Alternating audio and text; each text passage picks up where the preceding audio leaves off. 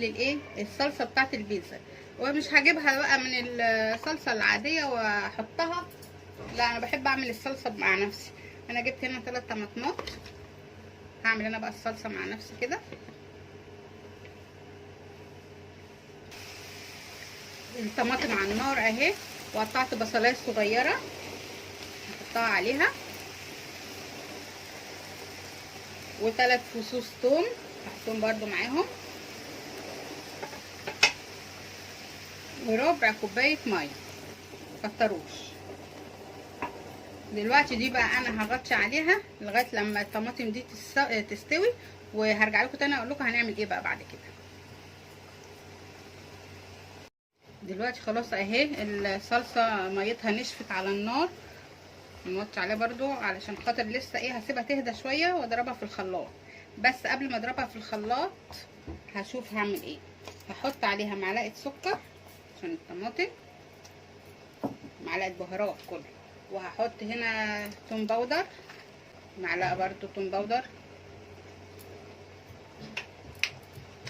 برضو معلقه، شايفين،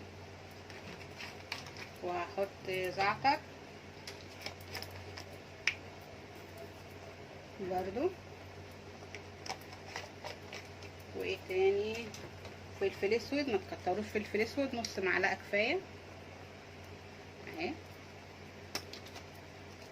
وملح طبعا اساسي،